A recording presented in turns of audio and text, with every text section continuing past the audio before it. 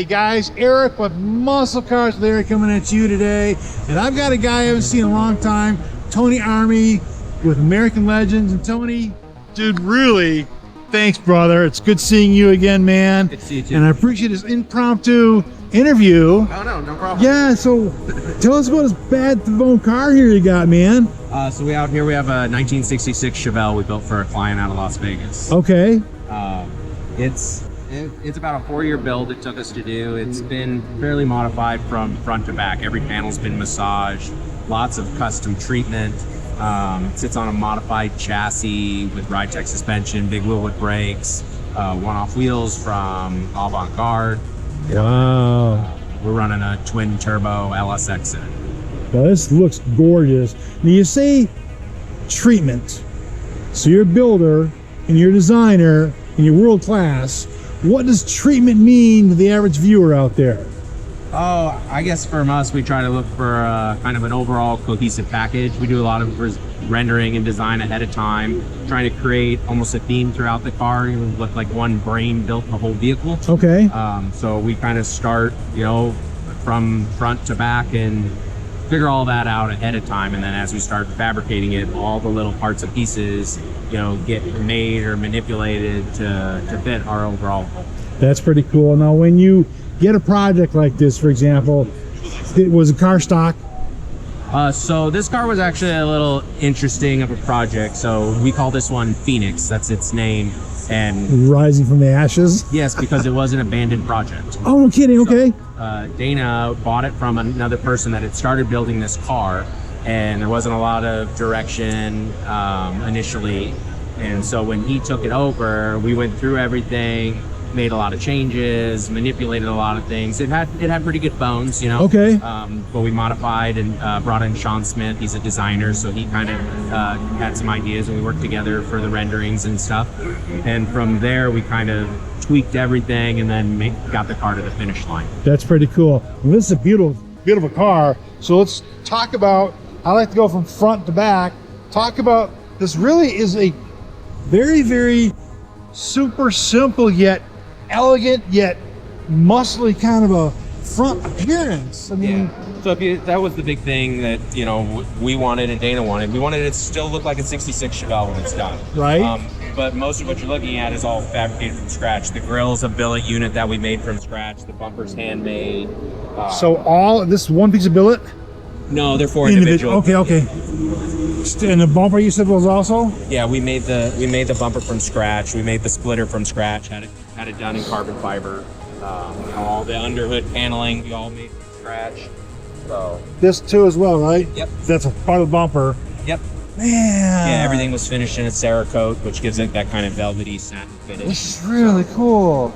It still looks like a Chevelle at the end of the day again, but it's got a lot of treatment. If you look at some of these cars were mass produced. Some of the trim and moldings and the grills, they're really chintzy, kind of a weird flexible aluminum material. So they're very hard to work with, to modify, to make look cool. So a lot of that got scrapped, and we built a lot of stuff from scratch. That's pretty cool.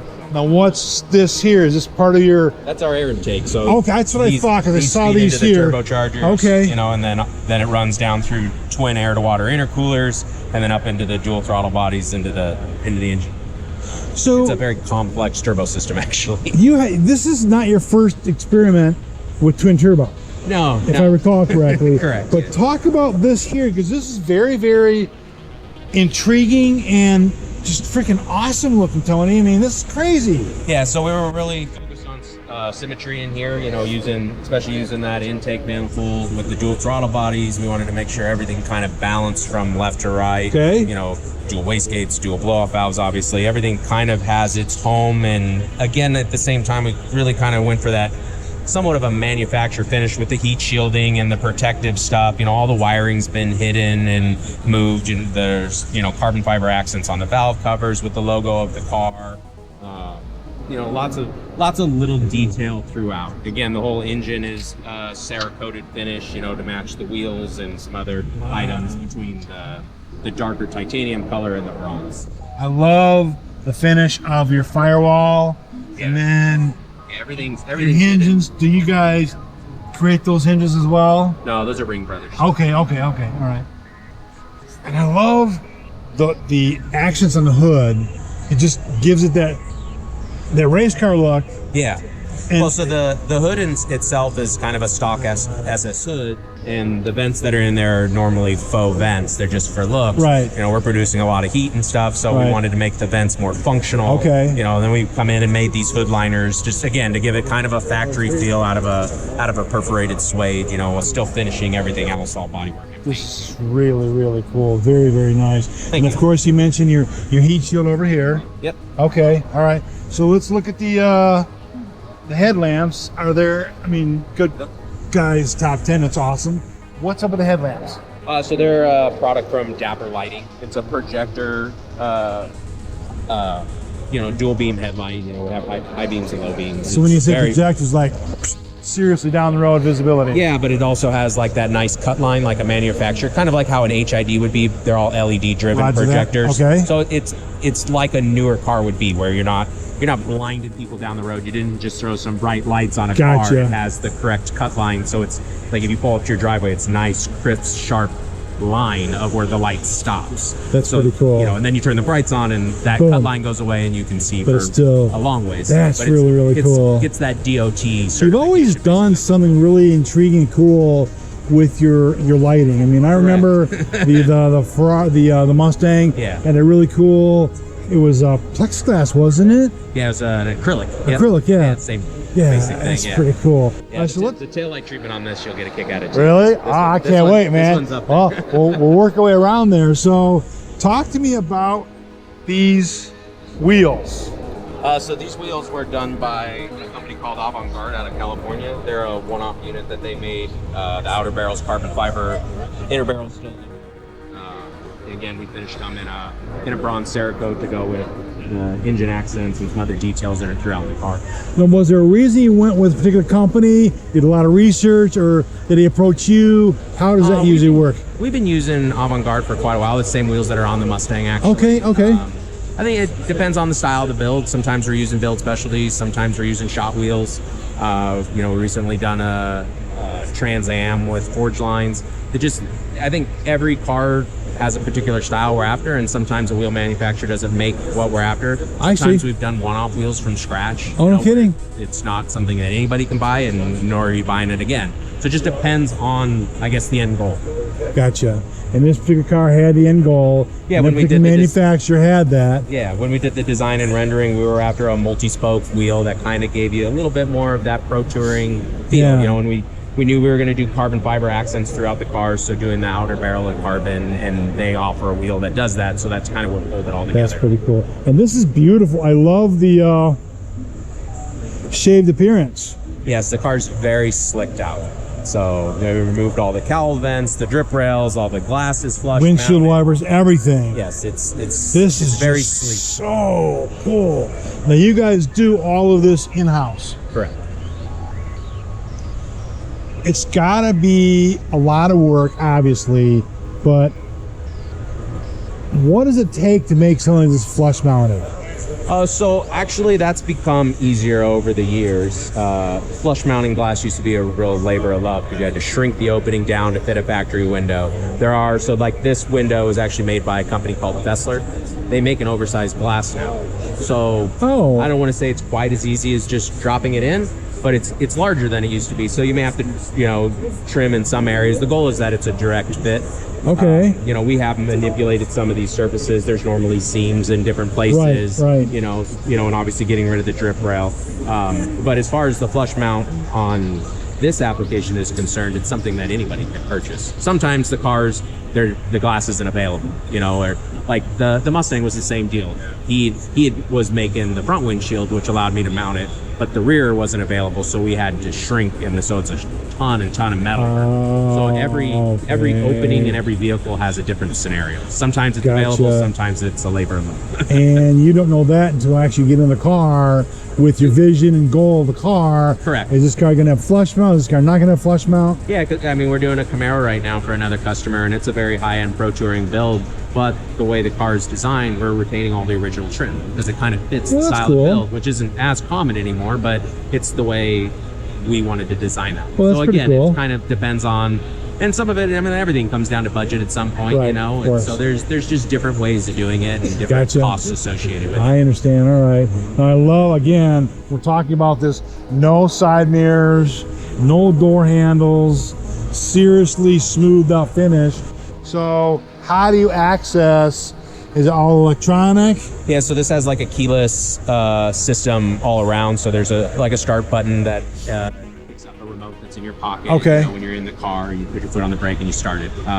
Can we get into the car? Yeah, so there's also a fob that would get in, or with the windows down, there's just a release button on the Oh, dash that's cool. that pops the door for you. So there's just an exit button on either side of the dash. Basically. Right here. Yep. Gotcha. Okay. That lets you in and out. So when you're in the car, that's how you get out. And then when you're outside the car, it's easy to get in with the windows down, or again, you just use the fob to pop the door if you have the windows up and the car's locked. That makes sense. Now, special gauges, are they your gauges? You buy them elsewhere? How does that work? So those are Dakota digital gauges. Okay. The dash in the car is, for all intents and purposes, the original dash. We wrapped everything in a leather, you know, smoothed it all out, got rid of some of the odds and ends, added the AC vents, and just kind of went for a little more sleek appearance and added the stitching and everything. But that's just a direct fit Chevelle unit. Again, No somewhat kidding. kind of trying to keep the original soul of the Sure, car still sure. intact. I like this, man. The rest is pretty much... See, I bet this car is super comfortable to roll around in. This car is actually amazing to drive from a comfortable standpoint. Really? We gave it to the customer. He took possession of it for the first time in, what was it? I guess it would have been June or July. Okay. He's already put 3,000 miles on it. He's done. He picked it up in Phoenix, drove it straight home to Vegas, and then drove from Vegas to LA. They did a road trip from LA to Reno for the Hot August Nights. So he was part of the tour that they do going up there. And then we did a little bit of work to it after that. It worked a couple bugs out. And then we took it to Texas and did their Muscle Machine of the Year competition. And he's which was driving it 100 everywhere. He's driving it, yeah. So he's putting a lot of miles, and it's just, and that's every time we get in it, that's what we talk about, is how just enjoyable this car is to drive. You can have a conversation like we're having right now inside the car. It's so well insulated, and it's enjoyable. It's not obnoxiously loud. The car, the turbos act as mufflers, and then it's got a full exhaust system. So it's a fairly quiet, tame car. It still makes tons of power, but it's just really enjoyable to drive. You know, sometimes And that these was get a little part of radical. your and the owner's goal is to make it a car comfortable. His whole goal was he wanted this to be something he could do road tours on and actually drive, you know, and you're seeing Evidently he 400, is. 500, 600 mile trips. So the car's built around reliability and drivability.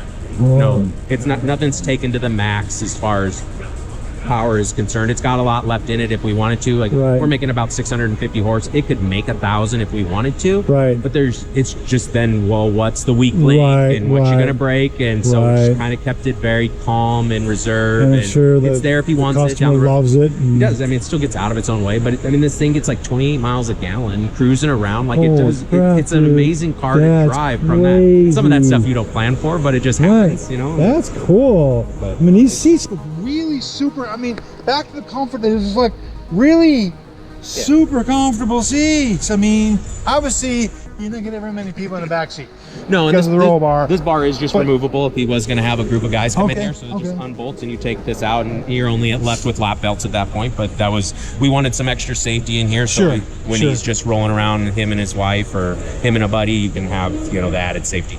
That's pretty cool. And the LED, the touchscreen panel there operates everything, right? Yeah, exactly. He wanted that to have like Apple CarPlay and all that stuff again for his maps and when he's doing road trips and stuff, just so it was all functional again. Like it wanted it to be like a newer vehicle. So that's pretty cool. So what you do with these cars is just amazing, Tony. I mean, I'm impressed for years with this stuff. So is there anything special in the trunk area we need to worry about? No, it's just got a bunch of junk in there right now for the show. So lots of paper. The seats and whatnot. Okay, I got you. All right. Case of water, stuff like that. So now, what size are these? These look really. I mean, I know they're small, narrow tires, but your suspension must take a lot of that harshness out, right? It does. So this is running Ridetech suspension. We have it all dialed in pretty well as far as all the shocks are adjusted, the spring rates. We weigh the car, make sure all the rates are right on everything. So it has a really nice ride. It's 20 by 11s in the back and 19 by 8s in the front. So we're running a 325 rear tire, so it's pretty aggressive. from Pretty that beefy standpoint. tire. It's still got a bit of sidewall as far as, you know, you see some of them where it's really Little rubber band style, yeah. real skinny, and that can be a little bit more harsh. But you know, these with the right air pressure and the right, you know, coilover setup, it offers a pretty nice ride. It's sporty. It's not cushy. Of course, yeah, not, I not got you. floating along, but Yeah. it's But, very comfy. Dude, this is just so nice. I mean, and we talked about the lines. Just, I mean, it's just so. Oh, dude, you mentioned earlier. Yeah. This is so cool. Yeah, so I tried to take, I mean, the whole car was kind of that. We wanted it to still look very 66 Chevelle, but we wanted it to kind of have that modern concept car vibe. You know, what if Chevy got a hold of this and kind of recreated the car, you know, or if it was built back then with a little more modern technology. So we did the whole halo. Are these actually working taillights? Yeah, correct. Okay. Look at that. So when you'd stop, those would light up, and then the outer portion is your running light. So that's your brake and turn, and then the outer's the driving light. So those are always on when you're driving. Oh, like a parking light. So Okay, gotcha. All right.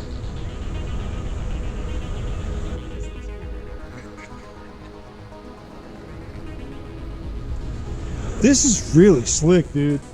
it's a very, like you said in the beginning, it's a simple car, but there's a lot of thought and a lot of time and effort that went into this. Like, and it may look simple in some aspect, but this car was pretty much cut off from right here. We made the whole back of the trunk. All of these are handmade from scratch. We handmade the bumper. This is all handmade out of steel. Everything was 3D scanned and 3D printed, all the lenses and stuff, you know, and then, you know, two-toned again in a Cerakote against the red paint. All this handmade. That is absolutely incredible workmanship. Yeah. And you do all that in-house. Right. Yeah. And looking back now, again, this car was, we did this car over 4 years. So there was a lot of time, and we've learned a lot in that time, and technology's come a long way. Well, that's cool. There's certain things that we would probably do different if we did it again, just from how stuff was made. We've gotten really into a lot of the CNC machining and CAD designing stuff. Oh, very cool. 3D printing. So, I mean, and a lot of this was 3D printed, but there would be certain things that we would do different as technology evolves. So we're trying to stay ahead of the curve. Technology can be your friend and your foe at the same time. Correct. You love it when it works, and you're like, oh my word, when it doesn't, right? Correct. Yeah. I mean, this is just really, really neat, man. So you've obviously driven the car. Oh, yeah. And you said it's comfortable. I'm sure you get a lot of thumbs up and waves and beeps and honks and whatnot. Yeah, I mean, the car is in your face with the red. The lights in here don't do it any justice. Right. This thing is vibrant red in the sun. Really? So when you're out and driving it, it's obnoxious almost. You know, Well, that's it really cool, dude. It attracts attention. So yeah, you get a lot of attention when you drive this car. Well, that's what this car has. It is, attention. yeah. That's what we wanted, because that's what you have this car for, right? It's a simple, clean, kind of. I don't want to say basic. That's not the right word, but it's a simple car at the end of the day. So we wanted the color to be bold. It's bold. All right, Tony. As always, dude. Thanks, man. No problem. I mean, you're a great interview. I mean, you're a really cool cat, and I love this. So, only here on Muscle Cars with Eric, we get to hang out with my new best friend in the whole wide world, Tony Arme from American Legends. So if you want a Babylon car, give him a call. See ya. Thanks for riding along. More cool content only on Muscle Cars with Eric.